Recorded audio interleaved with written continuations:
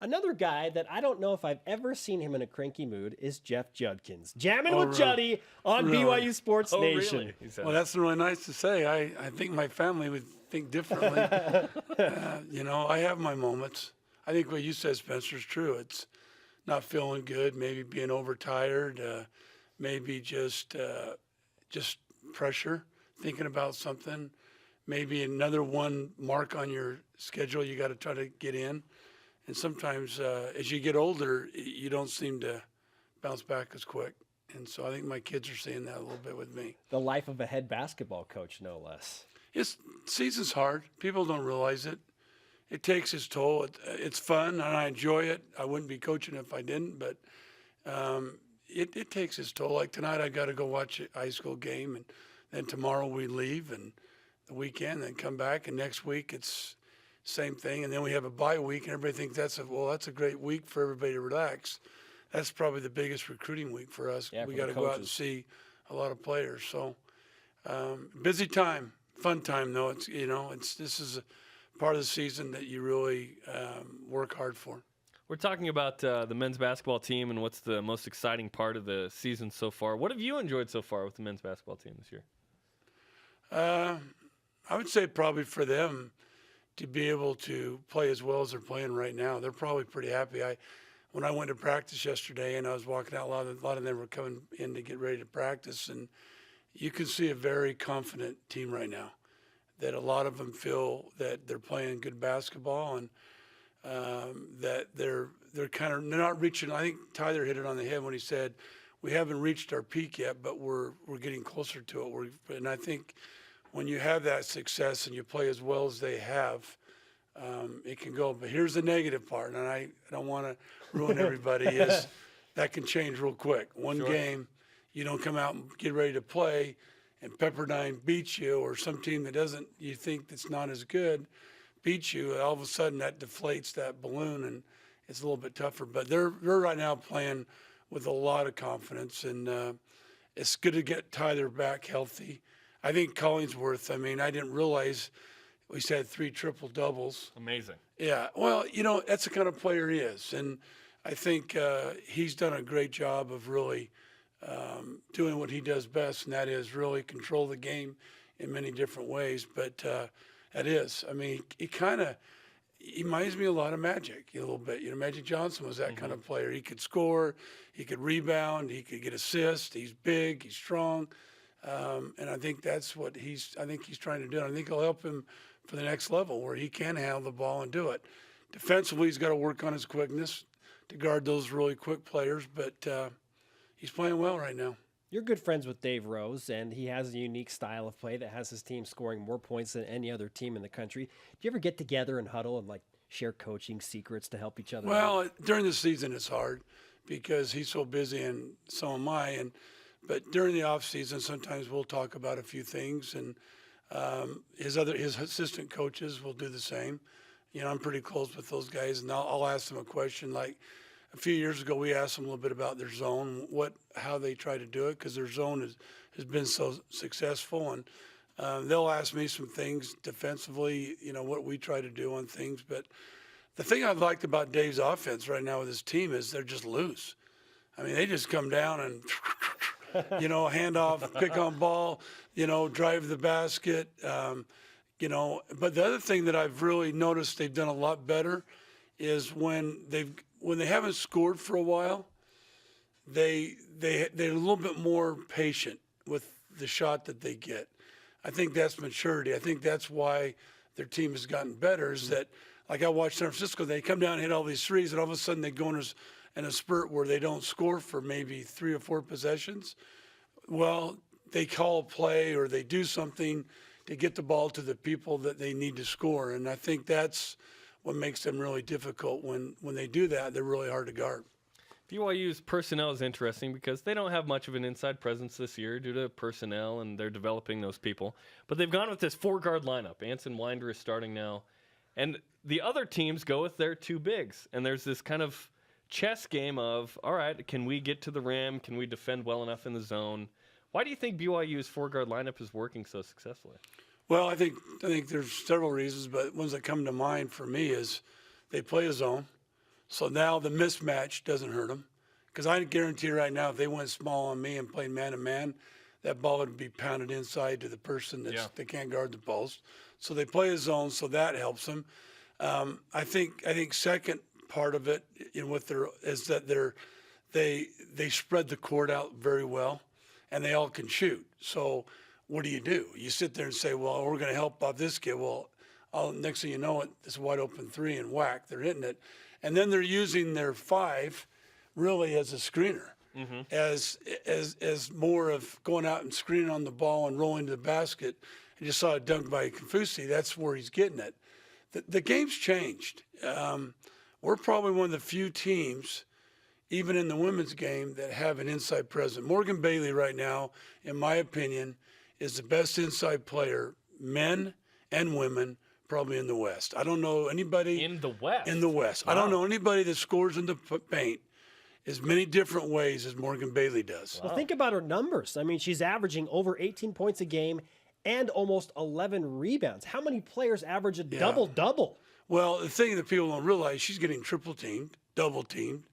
They're doing all these things to try to stop her, and she's done a great job of passing the ball out and letting other players, like they're not against Santa Clara, they honestly had 3 people in the paint the whole game.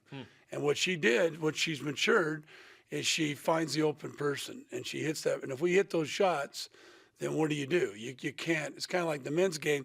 They spread you out. What do you do when they start hitting shots? You're in trouble. So, but Morgan is, to me, is the best low post player I've seen in a long, long time. And so I'm crazy if I don't use that talent and don't use that for our team. And, she's been a big part of it. She's a fireball, and so is Lexi Eaton. And we asked Lexi this last week, who's the more competitive, I guess more, I'm not going to use the word enraged, but just feisty, right? Feisty, yeah, the more feisty player. From for coaching perspective, who is it Morgan or Lexi? I would say for overall, I'd say Lexi probably is, but Morgan, there's times Morgan, I don't know if you want to get in her way, and it's the same. No, it's the same with. I got a couple girls this year. Those two, but Ashley Garfield's no slouch now, and Mackenzie Morrison is tough, and she'll, and Kylie in her own little way is pretty tough. So I think we try to recruit a kid that's going to come out and play hard and do those things, and but I think Morgan's learned it. When she first came, she was not that way. And I think over the period of time of playing against Riley and Jen and Kaylani and all these guys that she's played against over these years, she's learned to really deal with that. So, I mean, I kind of like that personally as a coach. I like that. The fire. Yeah, I do. I really like that. So I hope she keeps it up. Is it harder to recruit post players now that can score with their back to the basket? Yeah. It's a lot harder. It's not a kind of a sexy thing, It's like, I want to be a small forward and shoot kind of a threes lost and get art some rim, now right? in today's game. I think what's happened is everybody's spreaded it out, and they're picking on the ball and rolling to the basket more. So those kind of players are not comfortable in the post.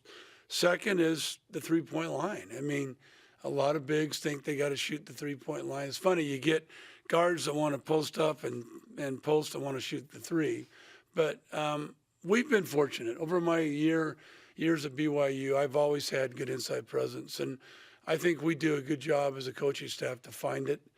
Like next year, we got a young lady named Jasmine Moody from Hawaii, and she's got the potential of what Morgan has, the way she plays and her toughness. And so, we hope that we can recruit that and be able to, get a player like that for us. Jeff Judkins with us on BYU Sports Nation, as he is every Tuesday, jamming with Juddy. Coach, you have your very specific style of play and the offense you want to run. Dave Rose is a run-and-gun team, and BYU looks really loose on offense. How much does recruiting, how much does style of play go into recruiting when you're out in the field looking for players? You definitely look for players that are going to fit your system. You probably know when the football team has been so great, they always had great wide receivers and quarterback. Well, you got to go find that. They just don't walk in your door and say, here, I want to play for you. So, you have to do a good job of seeing that. But I think great coaches, what they do is they take what talent they have and they try to mesh with that and do the best they can. You probably remember a few years ago with us, we were really quick, and I didn't have as good as inside presence. I had Riley and Kehlani, and they weren't as good as post players as Jen or Morgan. So what did I do? I pressed. I up-tempoed. I tried to run the game more. When Dave had when he had the inside presence when he first came here with some of the guys that he got the ball inside to those guys. Now his strength is not inside, so he's done a great job using Kyle and Fisher and Tyler where they are the most effective of really scoring. And a lot of teams have to change a little bit. That was the biggest thing that changed the BYU football team was when Hill went down, they had their whole offense geared around his ability, and they had to change it. And they did a great job. And people don't realize how difficult that is to really do. And even Ohio State, okay, with their new quarterback. Third string quarterback. I don't know what they're going to do next year because the kid is a good player.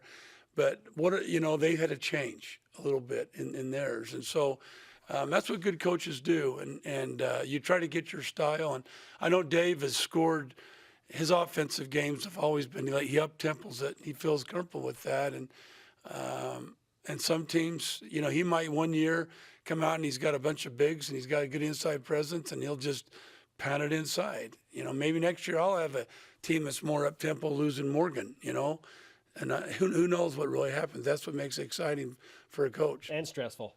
And stressful. Fun. And stressful. Coach, before you came in here, we were talking about how you deal with stress and you chew gum before the pregame. I want to know what flavor of gum is your go-to pregame? Peppermint. Peppermint Peppermint gum.